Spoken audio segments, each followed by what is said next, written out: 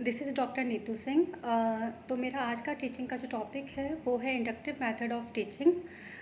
जैसे कि हम जानते हैं किसी भी टॉपिक को पढ़ाने के लिए डिफरेंट डिफरेंट टीचिंग मेथड्स आज के टाइम में इंट्रोड्यूस किए जा चुके हैं। तो उन्हीं में से जो इकोनॉमिक्स थ्योरीज़ होती हैं, इकोनॉमिक्स लॉज होते हैं, उन्हें पढ़ाने के लिए जो बेस्ट मेथड होता है वो होता है inductive method. Inductive method basically एक ऐसा शिक्षण विधि है जिसमें कि हम स्टूडेंट्स के सामने सबसे पहले एग्जाम्पल्स को प्रेजेंट करते हैं। उसके बाद स्टूडेंट्स उन एग्जाम्पल्स को ऑब्जर्व करते हैं, उन्हें कनेक्ट करते हैं, और उनको कनेक्ट करने के बाद स्टूडेंट्स जनरलाइजेशन के थ्रू उस प्रॉपर थ्योरी या जो भी हमारा प्रिंसिपल है या लॉ है उस तक पहुंचते हैं। तो बेसिकली इस मेथड में टीचर का काम होता है सिर्फ प्रेजेंट करना एग्जाम्पल्स को। उसके बाद स्टूडेंट हमारे प्रॉपर एक्टिव लर्नर्स रहते हैं और वो उन एग्जाम्पल्स को अंडरस्टैंड करते हैं, ऑब्जर्व करते हैं, कनेक्ट करते हैं, और प्रॉपर जो भी नियम, थ्योरी या लॉ हम उन्हें पढ़ाने वाले हैं वो वहाँ तक पहुँचते हैं। बेसिकली ये जो टीचिंग मेथड है इसको हम अलग अलग नामों से भी जानते हैं। सबसे पहला है डिस्कवरी मेथड। डिस्कवरी मेथड इसे इसीलिए कहा जाता है क्योंकि स्टूडेंट के सामने प्रॉपर इन्फॉर्मेशन नहीं दी जा रही, उसको एग्जाम्पल्स के थ्रू खुद खोजना हो रहा है जो भी प्रिंसिपल या लॉ है वो। नेक्स्ट है इसका जो नाम वो है एग्जाम्पल ड्रिवन मेथड। इस मेथड को एग्जाम्पल ड्रिवन मेथड सिर्फ इसीलिए कहा जाता है क्योंकि एग्जाम्पल्स के थ्रू हम इसमें टॉपिक को पढ़ाते हैं और उस पर्टिकुलर थ्योरी, लॉ या प्रिंसिपल तक पहुंचते हैं जो कि हमें पढ़ाना है। नेक्स्ट है bottom up method. Bottom up method भी इसे इसीलिए कहा जा रहा है क्योंकि हम एग्जाम्पल्स प्रेजेंट कर रहे हैं और एग्जाम्पल्स को प्रेजेंट करने के साथ साथ वो धीरे धीरे थ्योरी पर पहुँच रहा है। इस तीन नामों के बाद अब हम देख लेते हैं कि अगर हमें इंडक्टिव मेथड के थ्रू पढ़ाना है और अपने प्यूपिल टीचर्स को सिखाना है कि कैसे आप इंडक्टिव मेथड को यूज़ करोगे अपनी टीचिंग में, तो हम उन्हें कैसे सिखाएंगे इसका प्रैक्टिकल यूज़। ठीक है, तो हम सबसे पहले देख लेते हैं इकोनॉमिक्स का एक सबसे जो कॉमन लॉ है वो है लॉ ऑफ डिमांड। हम सभी ऑलमोस्ट जानते हैं इस लॉ के बारे में, मैंने बहुत सिंपल लॉ चूज़ किया है इसीलिए। अब हम देख लेते हैं कि अगर हमें अपने स्टूडेंट्स को पढ़ाना है लॉ ऑफ डिमांड तो कैसे पढ़ाएंगे, with the help of inductive method. तो इंडक्टिव मेथड अगर हमें पढ़ाना है तो हम ये देख चुके हैं कि सबसे पहले हमें एग्जाम्पल्स प्रेजेंट करने होते हैं।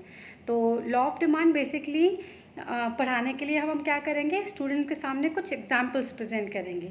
अब हम एग्जाम्पल्स किस तरह से प्रेजेंट कर सकते हैं, लाइक हम बच्चों को कुछ पैसे देकर मार्केट जाने के लिए कहें और उनसे मतलब ये सिचुएशन हमें उनके सामने क्रिएट करनी है कि अगर आपको मार्केट जाने के लिए कहा जाए और आपको कुछ पैसे दिए जाएं और आपसे कुछ सामान लाने के लिए कहा जाए और अगर वो सामान आपको कम प्राइस में ज़्यादा मिल रहा है तो आप क्या करोगे।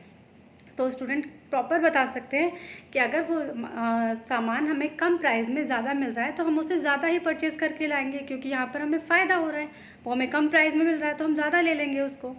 उसके बाद अगर वही चीज़ उसे थोड़े से ज़्यादा प्राइस में मिलती है तो स्टूडेंट क्या करेगा, तो वो बताएगा मैं कंपैरेटिवली थोड़ा कम उसको परचेज़ करूँगा, कम क्वांटिटी लूँगा। इस तरह से धीरे धीरे हम प्राइस बढ़ाते जाएं तो बच्चा अपने आप बताता जाएगा कि जैसे जैसे अगर प्राइस बढ़ेगा और वो कहीं और चीज़ महंगी मिलती जाएगी तो मैं उस चीज़ को क्या करूँगा, कम परचेज़ करूँगा। अब ये चीज़ तो हो गई कि मैं उस चीज़ को कम परचेज़ करूँगा। नेक्स्ट अब हम देख लेते हैं कि प्राइस और जो हमारा कमोडिटी या जो भी हम सामान परचेज़ करने में रिलेशन देख रहे थे तो हम स्टूडेंट से कैसे कनेक्ट करवा सकते हैं। तो इसके लिए इम्पॉर्टेंट है कि हम बच्चे के सामने अब ये जो प्राइस था और वो जो सामान हम जितना ख़रीद रहे थे उन दोनों के बीच में कनेक्शन डेवलप करवाएं। अब हम बच्चे से कहें कि जब प्राइस कम था तो आप क्या कर रहे थे, तो बच्चा कहेगा ज़्यादा सामान ले रहे थे। और फिर आप बच्चे से पूछे कि जब प्राइस ज़्यादा था तब आप क्या कर रहे थे, तो आप बच्चा बताएगा कि मैं कम प्राइस ले रहा था। तो इस तरह से आप बच्चे से पूछें कि जब प्राइस का जो आपके सामान लेने की क्षमता है उससे क्या रिलेशन है, मतलब आपकी जो मांग है बेसिकली वो कैसे संबंधित है, तो वो बच्चा बताएगा कि हाँ उन दोनों के बीच में एक्चुअली इनवर्स रिलेशनशिप है। क्यों, क्योंकि प्राइस जब कम था तो मैंने उस चीज़ को ज़्यादा लिया क्योंकि मुझे उसमें फ़ायदा दिखा, और जब प्राइस ज़्यादा हुआ तो मैंने उस चीज़ को कम लिया क्योंकि वो चीज़ मुझे महंगी लग रही थी और प्राइस बहुत ज़्यादा था तो मुझे वो चीज़ लेनी थी तो मैंने फिर वो कम ली।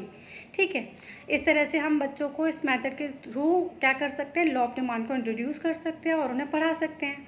और इसके थ्रू सिंपल बच्चा सिर्फ हमें उसे मार्केट सिचुएशन दी थी और उसके सामने कुछ सिचुएशन एग्जाम्पल्स दिए, वो खुद लॉ ऑफ डिमांड तक पहुँच गया। सो एक काफ़ी इंटरेस्टिंग वे हो जाएगा उसके लिए सीखने के लिए। अब हम देख लेते हैं what are the advantages of law of demand. So law of demand के जो एडवांटेजेस हैं वो कुछ इस प्रकार हैं। सबसे पहले तो ये एक साइकोलॉजिकल मेथड है, मनोवैज्ञानिक विधि, जो कि सभी प्रकार के छात्रों के लिए यूज़फुल है। नेक्स्ट है साइंटिफिक मेथड। इसमें हम डिफरेंट एग्जाम्पल्स को एक सीक्वेंशियल वे में प्रेजेंट करते हैं और स्टूडेंट हमारे उन एग्जाम्पल्स के थ्रू थ्योरी पर पहुंचते हैं, तो एक साइंटिफिक मेथड है ये। स्टूडेंट सेंटर्ड अप्रोच है ये, क्योंकि स्टूडेंट्स ही एक्टिव लर्नर्स हैं, वही एग्जाम्पल्स को ऑब्जर्व कर रहे हैं और उसी के थ्रू वो क्या कर रहे हैं, थ्योरी पर पहुंच रहे हैं।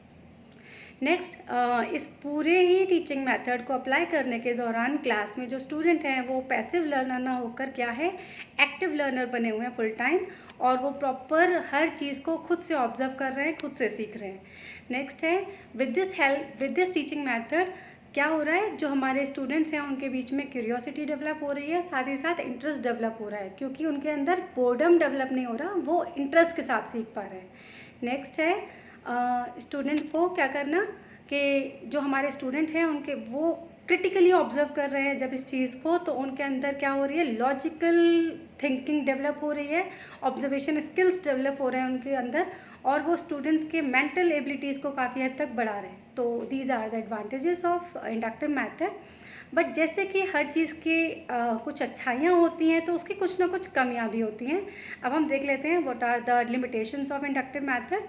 सो सबसे पहले ये एक टाइम टेकिंग मेथड हो जाता है, बिकॉज यहाँ पे थोड़ा सा टाइम ज़्यादा लग जाता है, क्योंकि क्लास में सभी बच्चों के सामने एग्जाम्पल्स को प्रेजेंट करना, सबके अलग अलग ऑब्जर्वेशंस आना, उनको कंबाइन करके उन्हें बताना, तो एक टाइम टेकिंग प्रोसेस हो जाएगा। The next is in the flavour. Teacher को डायरेक्ट आके पढ़ाना नहीं है, बल्कि टीचर को इसके लिए पहले से काफ़ी प्लानिंग, काफ़ी प्रिपरेशन करके लानी है, काफ़ी एग्जाम्पल्स, काफ़ी सिचुएशंस पर काम करना है, तो टीचर के लिए थोड़ा सा लेबर ज़्यादा हो जाता है। The next is it needs proper planning. Yes, अगर हम प्रॉपर प्लानिंग के थ्रू इस मेथड को नहीं पढ़ाते हैं तो हम इस मेथड को इफ़ेक्टिवली यूज़ नहीं कर पाएंगे, और कई बार हमसे फॉल्स इंटरप्रिटेशन भी हो सकता है, हमारे स्टूडेंट भी गलत रिजल्ट तक पहुंच सकते हैं। नेक्स्ट इसकी कमी जो है वो ये है कि फॉल्स कंक्लूजन। समटाइम्स हमारी जो पूरी क्लास के बच्चे हैं, ज़रूरी नहीं है कि सारे बच्चे सेम ऑब्जर्वेशन करें, कई बच्चे गलत ऑब्जर्वेशन करके गलत रिजल्ट्स पर पहुंच सकते हैं, तो उसकी संभावना भी बन जाती है। The next is requirement of experience teacher. So इस मेथड में एक चीज़ और थोड़ी सी कमी है, वो ये है कि हर टीचर के थ्रू इसे यूज़ नहीं किया जा सकता। जो टीचर कम्प्लीटली एक्सपीरियंस्ड है, वही टीचर इसे एक अच्छे वे में यूज़ कर सकते हैं। So these are the limitations of inductive method. तो आज हमने देखा कि कैसे हम इंडक्टिव मेथड को अप्लाई कर सकते हैं। This is the best method of teaching economics, economic laws, economic theories and the principles. So we all should use this for economics teaching. Thank you.